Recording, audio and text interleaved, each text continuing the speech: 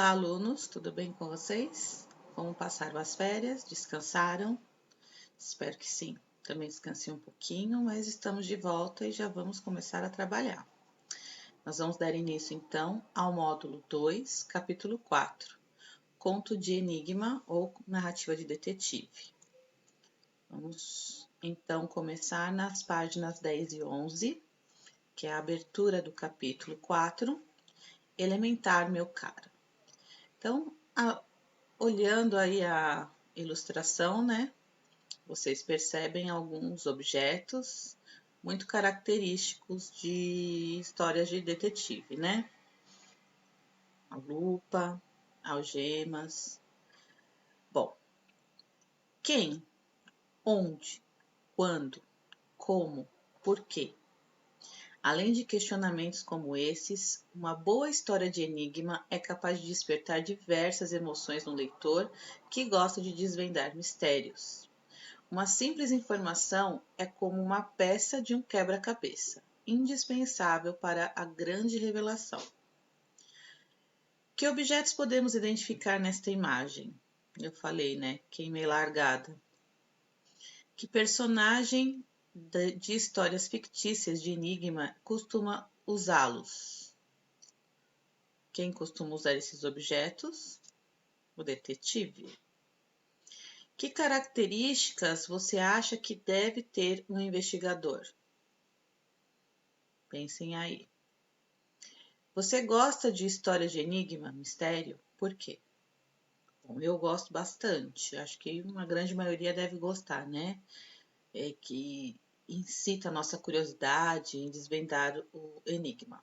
Vamos ver um pouquinho sobre esse gênero virtual. Olha só, aqui nós temos os nomes de alguns personagens, né, que são detetives na nossa literatura.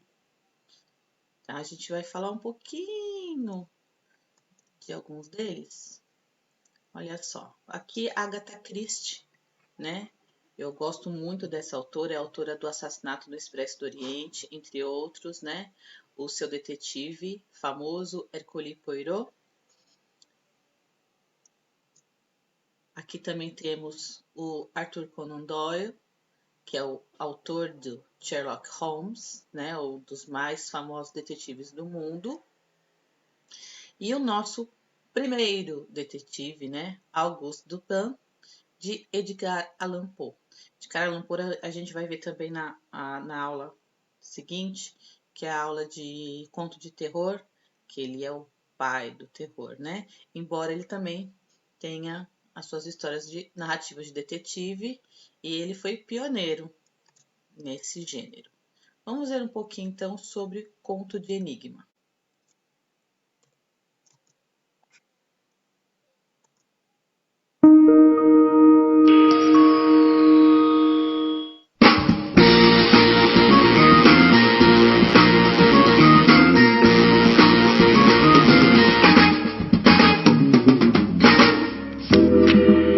O que é preciso saber para escrever ou entender uma narrativa de enigma? Elementar, minha cara amiga. Tudo o que precisamos é de um crime, um culpado, uma vítima, suspeitos e um detetive. Hoje mesmo a Scotland Yard me chamou para desvendar o mistério do solar dos Rothschild. Qual foi exatamente o crime? Alguém roubou o colar de pérolas que passou de geração a geração na tradicional família Rothschild. Madame, faria muito gosto se pudesse contar com sua astúcia na solução desse mistério. Claro. O senhor poderia me dizer quem foi a vítima? A Marquesa Mary Rothschild. E sua mãe, a Duquesa de Rothesay, estava muito desconsolada e aflita. E temos algum suspeito? Na verdade, são muitos. Temos os convidados das bodas de pérola do casamento da Marquesa e do Marquês. E, obviamente, o mordomo. Então vamos ao próximo passo. As evidências.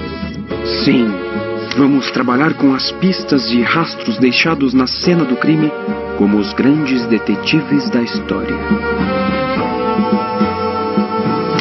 São esses elementos que irão direcionar a investigação para o caminho certo. E onde estão as evidências? Onde mais, se não na cena do crime?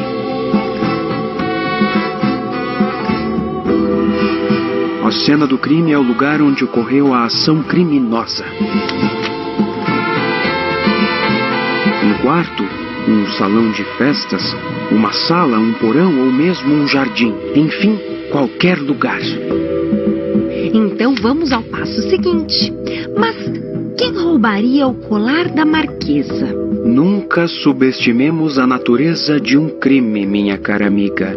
Façamos as perguntas certas. Foi encontrada uma mancha de suco de uva no vestido da marquesa, mas tenho minhas dúvidas de que só essa evidência é suficiente para nos levar ao culpado. Interrogar uma testemunha seria interessante.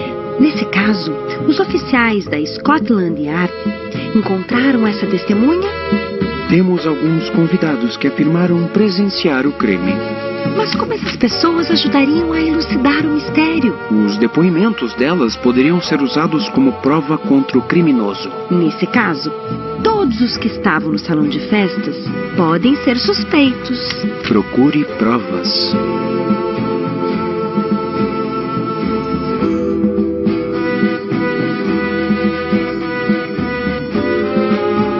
Podem ser pegadas no chão, um fio de cabelo, uma luva, impressões digitais,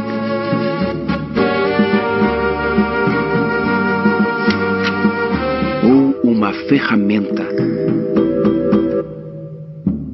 Quem se aproximou da marquesa durante a comemoração? Mais ou menos 50 pessoas. Vários convidados testemunharam 3 delas em atitude suspeita. O prefeito da cidade, o ex-noivo da marquesa e sua melhor amiga. Mas não vamos nos iludir. Ninguém escreve uma história de enigmas sem um grande mistério, sem suspense, sem tensão, sem romance. Um autor de suspense precisa segurar o interesse do leitor durante a elucidação do mistério.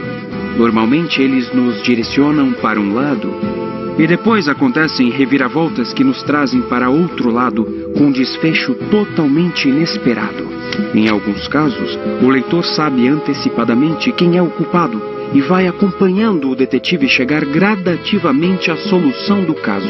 E as pistas? A mancha nos leva a Elizabeth, que teve sua luva de seda manchada quando derrubou o suco no vestido e passou seu braço por sobre o ombro da melhor amiga. A tampa do relógio de bolso do prefeito foi encontrada embaixo da cadeira da marquesa. E na mesa da família Rothschild, escondido no guardanapo, estava o alicate com o prenome de Sir Edmund Hestoff, ex-noivo de Mary. Portanto, as pistas são de 2 homens e uma mulher.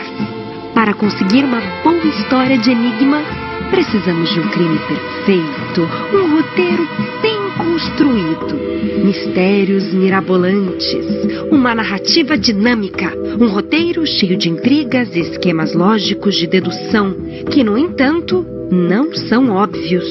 Há outras pistas além dessas. Encontramos também um lenço rendado com aroma floral adocicado no chão, perto de onde a marquesa estava sentada. Mas as iniciais JR do lenço não são de Elizabeth. Por essa última pista, podemos concluir que a duquesa de Rothesay, Jane Rothschild, também é suspeita.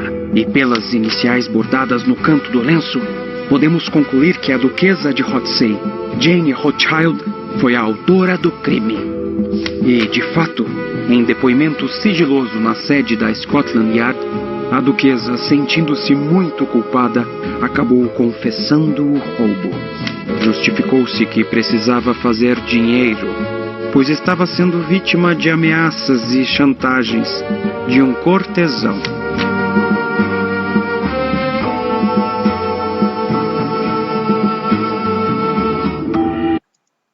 Bom, então vocês acompanharam aí, e ele foi detalhando cada etapa de uma narrativa de detetive, né, contando uma história.